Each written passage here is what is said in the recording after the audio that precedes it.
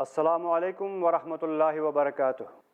ناظرین، میں آپ کا میزبان محمد سرور میر آپ کے سامنے پیش خدمت ہوں لے کر آپ کا اپنا پروگرام خوف، کیا سچ کیا جھوٹ۔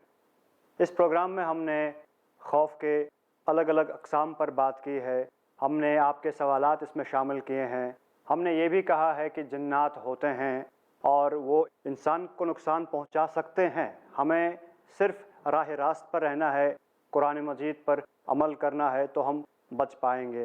ہمارے ساتھ جڑے ہوئے ہیں شیخ ارشد بشیر مدنی صاحب، السلام علیکم۔ وعلیکم السلام ورحمۃ اللہ وبرکاتہ۔ میں ان کا بریف انٹروڈکشن دوں، انہوں نے مدینہ یونیورسٹی سے عالم فاضل کی ڈگری حاصل کی ہے، فی الحال پی ایچ ڈی کر رہے ہیں سوئٹزرلینڈ یونیورسٹی سے۔ شیخ صاحب، ہم نے گفتگو کی ہے کافی ٹاپکس پر، کافی جوابات دیے ہیں آپ نے لوگوں کے سوالوں کے۔ ایک عام سوال ہے نفسیاتی بیماریاں، وسوسہ، وہم اور شک، اس پر آپ روشنی ڈالیں۔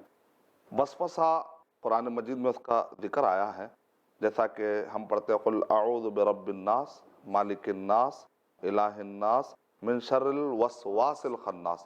تو وسوسہ ڈالنے والا یہ خناس ہے کون؟ یہ شیطان ہے۔ جی، شیطان کیا کرتا ہے؟ انسان کو وسوسہ ڈالتا ہے، وسپرنگ کرتا ہے۔ فَأَلْهَمَهَا فُجُورَهَا وَتَقْوَاهَا۔ اس نفس میں اللہ تعالیٰ نے اچھائی کی کیفیت بھی رکھ دی ہے اور برائی کی کیفیت بھی رکھ دی ہے۔ تو اب اگر ہم اللہ سبحانہ و تعالیٰ کی مدد میں رہتے ہیں، اللہ سبحانہ و تعالیٰ کے بتلائے طریقے کے مطابق رہتے ہیں، وہ جو فرشتہ ہے ہر انسان کے ساتھ ایک قرین لگا ہوا ہے، ایک اچھا ایک برا۔ تو جب صبح میں انسان اٹھتا ہے تو اچھا خرید اس کو اچھائی کی طرف بلاتا ہے، برا خرید اس کو برائی کی طرف بلاتا ہے۔ اب ایک انسان اگر وہ شریعت کا پابند ہو، عقیدے کا اچھا ہو، عمل کا اچھا ہو، تو ہمیشہ وہ اچھے کی بات سنے گا۔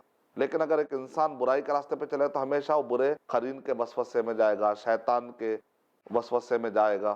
آدمی کو اپنے اوپر کنٹرول ہونا چاہیے کہ میں کیا کر رہا ہوں۔ اب اس کا نفس اگر اس کے کنٹرول میں نہیں ہے، نفس امارہ بھی ہوتا ہے، برائیوں پر حکم دینے والا۔ سورہ یوسف میں نفس امارہ کا ذکر ہے۔ نفس لوامہ ہوتا ہے، ایک آدمی گناہ کر لیا تو اس کو وہ ملامت کرتا ہے تم نے کیا کیا، یہاں تک کہ اس کو اچھائی کی طرف کھینچ کر لاتا ہے۔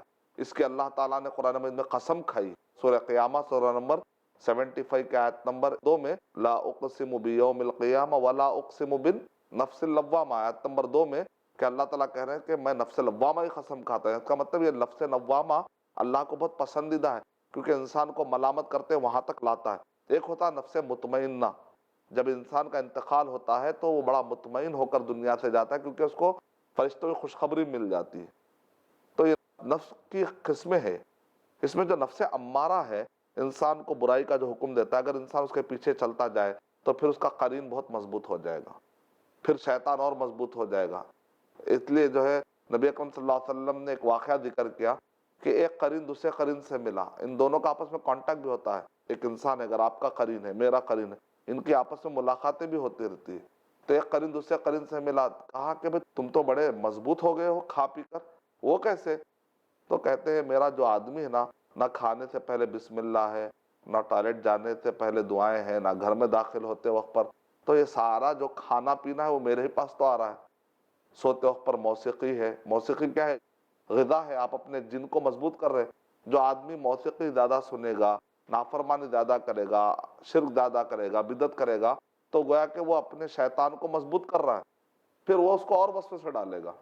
لیکن جو آدمی اللہ کے ذکر میں رہتا ہے، نماز کی پابندی کرتا ہے، تو اپنے قرین کو کمزور کر رہا ہے، برے قرین کو، اور اچھا قرین مضبوط ہو جاتا ہے۔ دوسرے قرین نے پوچھا تمہارا حال کیا، تم تو بڑے کمزور نظر آ رہے ہو؟ تو کہا میرا آدمی مجھے کچھ موقع دیتا ہی نہیں، کھاتا ہے تو بسم اللہ کہہ کر، سوتا ہے تو دعائیں پڑھ کر، نہ مجھے نیند برابر ہو رہی ہے اور نہ مجھے کھانا برابر مل رہا ہے، نہ موسیقی کی وجہ سے کوئی غذا مل رہی ہے۔ تو آپ نے دیکھا ہمارے بہت سارے بچے، نوجوان بچے گانا سنتے سنتے رات میں سو جاتے ہیں، گویا کہ ان کے پوری رات کس میں گزر رہی؟ گانوں میں گزر رہی۔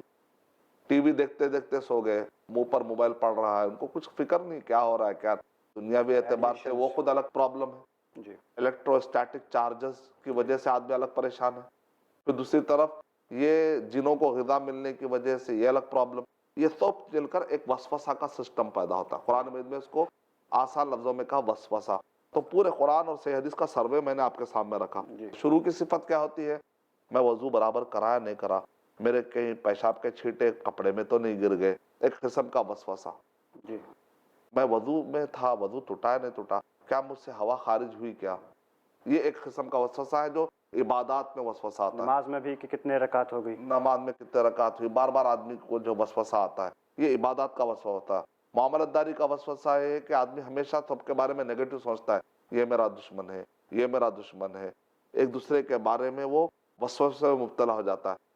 تو اس لیے ہم کو پناہ سکھائی گئی ہے سب چیزوں سے. من شر الوسواس الخناس کہہ کر پناہ سکھائی گئی. ابن قیم رحمۃ اللہ علیہ کہہ رہے ہیں کہ اگر تم وسوسے کو ڈھیل دو گے، اسی طرح سے تم اس کے پیچھے جاؤ گے، تو ایک دن آئے گا کہ شیطان تمہیں جیسے کنکری کو ہاتھ میں رکھ کے ایسا ہلاتے نا، تو ویسا شیطان تمہیں ہلائے گا. اور اسی طرح تلبیس ابلیس کتاب لکھی ابن الجوزی نے، ابن قیم رحمۃ اللہ علیہ نے غاثۃ اللہفان کتاب لکھی انہوں نے، اور اسی طریقے سے الداء والدواء کتاب لکھی، مدارج السالکین. یہ سب کتابوں کا مقصد کیا ہے؟ تاکہ لوگوں کو شیطان کے ہتھ کنڈوں سے باہر نکالنا.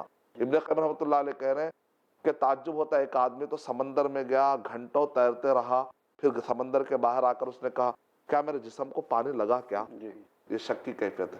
شروع کہاں سے ہوتی ہے؟ نبی اکرم صلی اللہ علیہ وسلم نے وہیں پر روک لگا دی. کہا کہ اگر تم کو نماز میں یہ فیل ہو کہ ہوا خارج ہوئی ہے، اس وقت تک تم واپس نہیں جاؤ جب تک کہ یا تو تم آواز سنو یا بدبو. صرف شک کی بنیاد پر نماز چھوڑ کر نہیں جانا چاہیے. اس سے علماء کرام نے ایک مسئلہ نکالا کہ شک کی بنیاد پر مان لیجیے میں نہا کر نکل رہا ہوں، اچانک مجھے آتا ہے ہو سکتا ہے جسم کا کوئی حصہ سوکھا رہ گیا ہو، تو یہ وسوسے پر توجہ نہ دے اور باہر نکل جائے. ایک مرتبہ اگر آپ توجہ دے دیں گے پھر 2-3 گھنٹے آخری میں جانے والے. بالکل بالکل بالکل. تو اس لیے کہتے ہیں شروع میں ہی اس پر روک لگا دی جائے، وہیں پر روک لگا دی جائے تاکہ بات آگے نہ بڑھے. تو وسوسے کے سارے سمٹم کی وجہ سے آدمی آخر میں انکانفیڈنٹ ہوتا ہے، معاشرے بدنام ہو جاتا ہے، عبادات میں پرابلم، آخری میں نقصان ہی نقصان. مجھے لگتا ہے کہ اگر کوئی مطلب بھائی ہے، کوئی بہن ہے، اس وسوسے میں مبتلا ہے تو شاید وہ کسی سے کہہ نہیں پاتے ہوں گے کہ میں اس مرض میں مبتلا ہوں. اگر ہم سائنٹیفک حساب سے دیکھیں تو سائیکیٹرسٹ کے پاس جانا چاہیے اسے، لیکن بہت سارے لوگ ایسے ہوں گے کہ شاید کسی کے ساتھ ڈسکس ہی نہیں کر پائیں. اگر ڈسکس کیا تو ان کا مذاق اڑایا جائے، تو ان کے لیے آپ کیا کہنا چاہیں گے؟ سب سے پہلے وہ دعا کو پکڑ لے. دعا سے کیا ہوتے ہیں؟ مومن کا ہتھیار ہے. اور یہ چیزیں چونکہ اصل میں دیکھیں ریزن معلوم کرنا ہے. وسوسہ آ جاتا ہے لیکن وسوسہ آتا کیوں ہے؟ کیونکہ ایک آدمی اگر درد ہوتا ہے پین کلر کھا لے تو ہم بولیں گے بھائی تم نے مکمل ٹریٹ نہیں کیا. اصل میں درد آ کیوں رہا ہے اگر وہ تشخیص ہو جاتی ہے تو تب جا کر اس کو جڑ پیڑ سے ہم نکال سکتے ہیں. جی تو اگر کوئی وہم وسوسے میں مبتلا ہو کر سائیکیٹرسٹ کے پاس جاتا ہے تو اتنا ہی غور نہ کرے بلکہ وہم کیوں آ رہا ہے. اگر وہ نفسیات کی وجہ سے آ رہا ہے، فوبیا کی وجہ سے آ رہا ہے، تب تو سائیکیٹرسٹ شریعت کی روشنی میں جو وہ آپ کو علاج دے گا فائدہ رہے گا.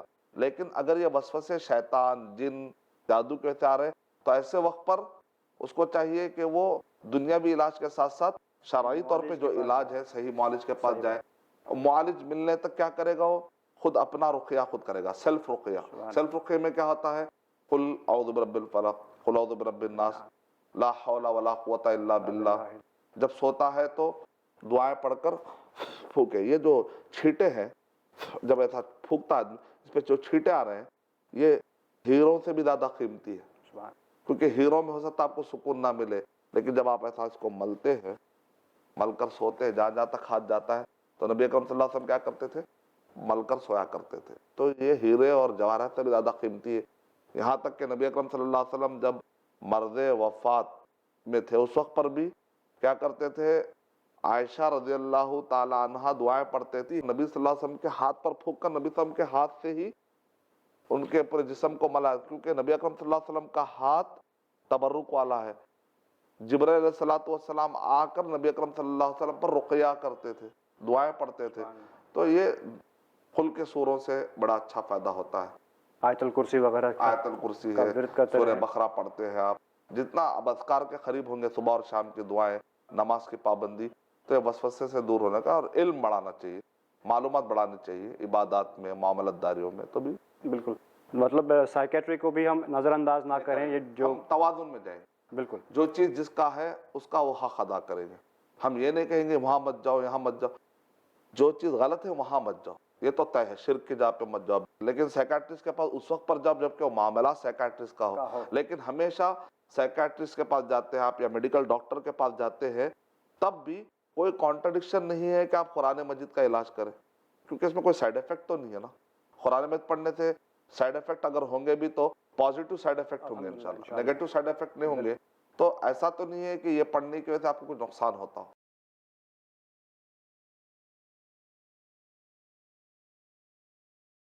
آپ نے جو ڈسکشن میں کہا کہ جنات کو ایکسیس ہے، شیاطین کو ایکسیس ہے انسان کے جسم میں دوڑنے کا، رگوں میں دوڑنے کا، اور کیمیکل امبیلنس کرتے ہیں جو آج کی ڈیٹ میں سائنٹسٹ یہ کہتے ہیں کہ that create some kind of a dis order in a person. تو یہاں پر یہ بات سامنے آتی ہے. تو ہم آگے بڑھتے ہیں ہمارے اگلے سیکشن کی طرف جو ہے سوالات، واٹس ایپ کے سوالات جو آڈینس بھیجتی ہے. ناظرین آپ کے اسکرین پر جو نمبر آ رہا ہے اس پر آپ میسیجز بھیج سکتے ہیں، سوالات بھیج سکتے ہیں اور آڈیو میسیجز بھیج سکتے ہیں، ہم انہیں اپنے پروگرام میں شامل کریں گے. آپ ای میل بھی کر سکتے ہیں دیے ہوئے ای میل آئی ڈی پر. تو ہم اپنا اگلا سوال دیکھتے ہیں. السلام علیکم، میرا نام آصف ہے شیخ، میں مالونی بمبئی سے بول رہا ہوں. شیخ میرا ایک سوال ہے، میں راستے سے جا رہا تھا شیخ رات کے ٹائم، تو ایک پرچائی دکھا، میں پیچھے پلٹ کے تو کوئی نہیں ہے، پھر جا رہا تھا پھر پرچائی دکھا ہے. شیخ اس کا میرے کو جواب بتاؤ. جی بھائی کا بھی سوال اسی سے ریلیٹڈ ہے کہ جو عام طور پر بچپن سے ہمیں ڈرایا جاتا ہے کہ باہر مت جائیے، جن ہے، بھوت ہے، وہ بوڑھا بابا، ایسا کچھ بچوں کو بچپن سے ہی ڈراتے رہتے ہیں کہ اگر پھر ایک گمان سا ہو جاتا ہے کہ ہم چلتے رہتے ہیں کہ شاید کچھ ہے. وہ حقیقت ہے؟ آپ اس پر تھوڑی سی روشنی ڈالیں. دراصل اس میں کچھ حقیقت ہے اور کچھ حقیقت نہیں ہے. جیسے پرچھائی کا جو معاملہ ہے تو اس میں عربی میں اس کے لیے ورڈ آیا اشباح، کچھ پرچھائی نظر آنا، یہ ورڈ ہوتا. تو اس کی کچھ حقیقت نہیں ہے جب میں کہہ رہا ہوں تو اس کا مطلب یہ ہے کہ بچپن سے بچوں کو ڈرا کے تربیت دی جاتی ہے، وہ خوف کے ماحول میں بچے کو پروان چڑھایا جاتا ہے. کیوں؟ ماں باپ سمجھتے ہیں بہت آسان طریقہ ہے، بچے کو ڈرا دیں گے تو وہ چپ ہو جائے گا، لیکن یہ نہیں دیکھتے کہ فیوچر میں کیا ساتھ پڑتے ہیں. سائیڈ ایفیکٹس ہیں اس کے. جبکہ دوسرے ممالک کے لوگ ہم دیکھتے ہیں کہ وہ بنداس رہتے ہیں. تو حد سے زیادہ بنداس بھی رہنا صحیح نہیں ہے، پریکاشن لینا چاہیے. حد سے زیادہ بھی ہم پریشان ہونا بھی صحیح دب کے نہیں نہ ہے. رہیں. تو اس میں ذرا ہمارے تربیت کرنے والوں کو چاہیے کہ وہ اگر اللہ کا خوف دلاتے رہیں کہ بھائی اللہ اور اس کے رسول صلی اللہ علیہ وسلم کی نافرمانی مت کرو، پھر ان کی محبت بٹھائے تو وہ زیادہ بہتر ہے بڈھا بڈھا کہہ کر پورے قوم کو بوڑھا بنانے کے بجائے. جہاں تک دوسرا مسئلہ ہے کہ پرچھائی کیا نظر آتی ہے، میں نے کہا جن.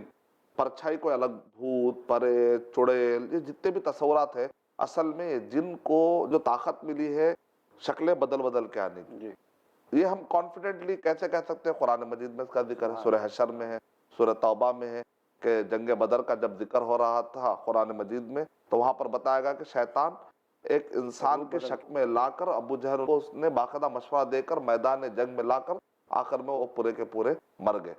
کا مطلب کیا نکلا کہ دریا کون بنا؟ وہی بوڑھا، بارش. تو ان کو شکلیں اس حد تک بدلنے کے امکانات ہیں. تو الگ الگ ایریاز میں الگ الگ ناموں سے جانے جاتے ہیں. ہاں، شکلیں بدلنے سے اس ایریا میں نام الگ الگ قسم کے مشہور ہو جاتے ہیں، جس کی وجہ سے تو اب یہ جو پرچھائی ہے دراصل جن کیا کرتا ہے، وہ اپنی پرچھائی تو بتا دیتا لیکن وہ نظر نہیں آ رہا ہے. تو خوف کرنے کی شکلیں، وہ پرچھائی کون بنا؟ وہ جن بنا اصل میں. جیسے اچانک کیا ہوتا ہے کہ ایک آدمی نے کہا شیخ جن جو ہے دیوار کے ادھر سے ادھر آ گیا. میں نے کہا ویسا نہیں ہے، دیوار کے ادھر سائڈ سے جن کیسے آئے گا؟ وہ اصل میں نہیں ہے. اصل میں جن وہیں پر بیٹھا رہتا ہے، وہی جن دیوار پر، جس مطلب مان لیجئے کہ ابھی میرے سامنے دیوار ہے تو اس کے دیوار کے پیچھے کا جو ہے نا وہاں سے جن اندر نہیں آ رہا ہے. جن پہلے سے اندر یہاں بیٹھا ہوا ہے، ہم کو نظر نہیں آتا. اب آہستہ آہستہ شکل جب لیتا ہے تو ہم سمجھتے ہیں کہ جن باہر سے آ رہا ہے. تو پہلے وہ سر دکھائے گا، پھر اس کے بعد دیکھیں گے تو آہستہ آہستہ پر رہتا لگے گا جیسا کہ پیر باہر سے نکالتے ہیں. کبھی آئینے میں سے پاس ہوتا نظر آئے گا.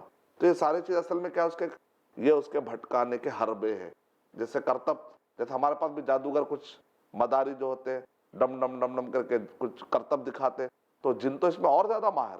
انسان جب یہ سب کئی کرتبیں کر سکتا ہے تو ان کو تو بہت سارے پاور دیے گئے، اس کا مس یوز یہ کرتے. لیکن ہم پھر بھی ان سے بہتر ہیں، ہمیں ان سے ڈرنے کی ضرورت ہم نہیں. اشرف المخلوقات ہیں. سبحان اللہ. قرآن مجید کی طاقت ہمارے پاس ہے. قرآن اگر پہاڑ پہ ہوتا پہاڑ ریزہ ریزہ ہو جاتا. وہ پاور ہمارے ساتھ. ایک مرتبہ کا واقعہ یہ ہے کہ ایک دبلی پتلی ایک بچی، اس کے اوپر جن آ گیا.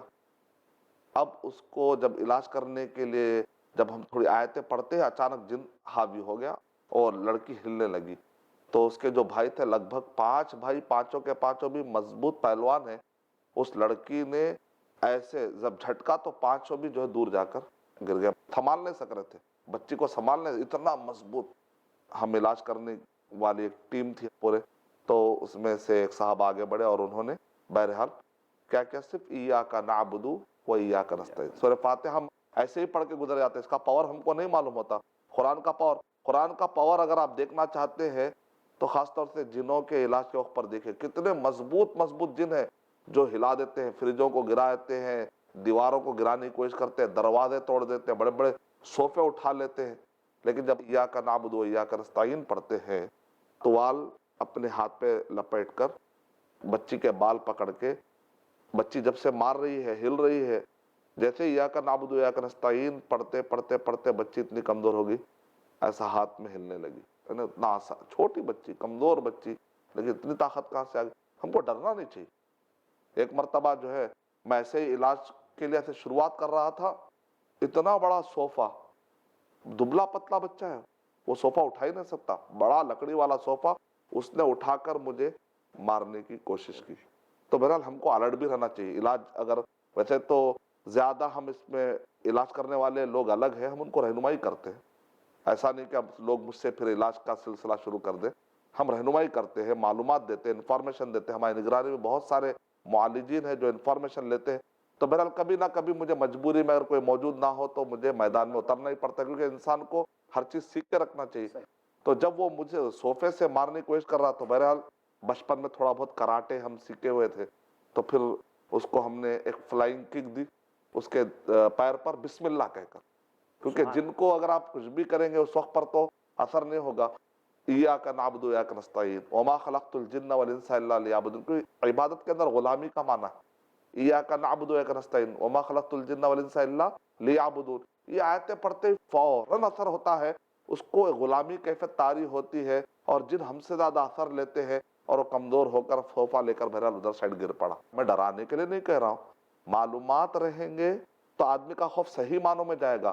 اگر کہ اس میں ڈیٹیل میں مت جاؤ بھائی، بہت ڈیپتھ ہے، تو آدمی کو اندر ویسے ہی خوف رہ جائے گا.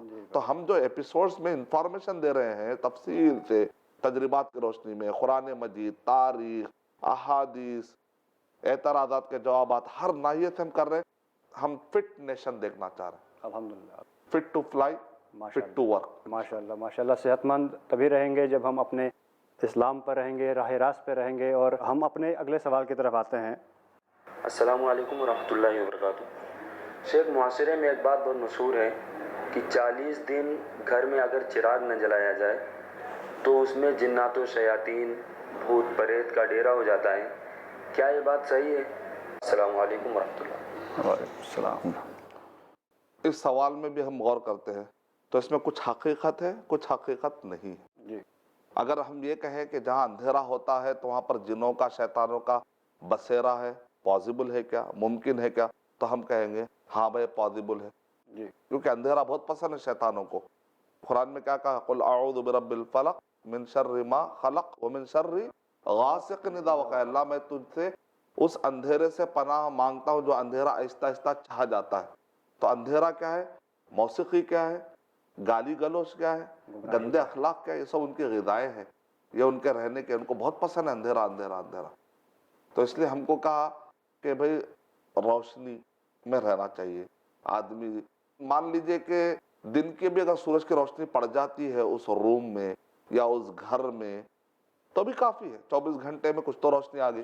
لیکن کچھ ایسے گھر ہوتے ہیں جہاں پر سورج کی روشنی بھی نہیں آ رہی ہے، اندر لائٹ بھی نہیں ہے، نہ چراغ ہے، تو پاسبلٹی ہے کہ جن اپنا بسیرا کر لے، لیکن ضروری نہیں ہمیشہ. اور 40 دن یہ اپنی طرف سے مقرر کر لینا، ایسا بھی کوئی قرآن اور حدیث میں اس کا ذکر نہیں ہے. 40 دن کوئی تجربے کی بنیاد پر اگر کسی نے کہا ہو تو اس کو ایک حد تک ہی لے آ سکتا. تجربہ ہو، شریعت نہیں ہے. کئی جگہوں پر بھئی 40 دن میں ایسا ہوا تو 40 دن کیا ایک دن میں بھی بسیرا کر سکتا ہے اگر جن کرنا چاہے. اسی لیے اگر آپ 40-50 دن 100 دن کے لیے گھر چھوڑ کر لاک کر کے جا رہے ہوں تو کم سے کم جو زیرو بلب ہوتا وہ تو آپ آن کر آن کر کے جائے. हो सकता है कि भाई आने तक बल्ब फूट जाए, आपको डर है, इलेक्ट्रिसिटी नहीं हो सकती है, तब भी बिस्मिल्लाह का लॉक लगा दीजिए बस। अल्हम्दुलिल्लाह, ये तो आप कर ही सकते हैं। सही बात। हर जगह पे रोशनी रखना तो मुश्किल है, बिस्मिल्लाह का लॉक लगा दीजिए। आप सॉफ्टवेयर लॉक तो लगाते हैं, डिजिटल लॉक लगाते हैं, लोहे का लॉक लगाते हैं, बिस्मिल्लाह कहकर आप चाबी फिरा दीजिए, उस खिड़की उस घर में कोई दाखिल नहीं होगा जिन। सुभान अल्लाह, सुभान अल्लाह अल्लाह। चाहे तो इंसानों के चोरों से भी हिफाजत करेगा, जिनों के चोरों से भी अल्लाह हिफाजत करेगा। अल्हम्दुलिल्लाह। अल्लाह ताला हमें राह रास्त पे रखे, सलामत रखे। नाजरीन, आपको भी और हमें भी। आप लोग अपने सवालात इसी तरह भेजते रहें, हम आपके सवालों के जवाब देंगे। आपके स्क्रीन पर जो नंबर आ रहा है उस पर आप व्हाट्सएप मैसेजेस भेजें, वॉइस मैसेजेस भेजें, हम इसी तरह अपने प्रोग्राम में उन्हें शामिल करेंगे। आपके स्क्रीन पर जो ईमेल आईडी आ रहा है उस पर भी आप ईमेल कर सकते हैं, हम उन्हें भी अपने प्रोग्राम में शामिल करेंगे और शेख साहब उनके जवाबात देंगे। नाजरीन, अगले एपिसोड तक मुझे और शेख साहब को इजाज़त दीजिए। अस्सलामु अलैकुम। अस्सलामु अलैकुम व रहमतुल्लाहि व बरकातहू।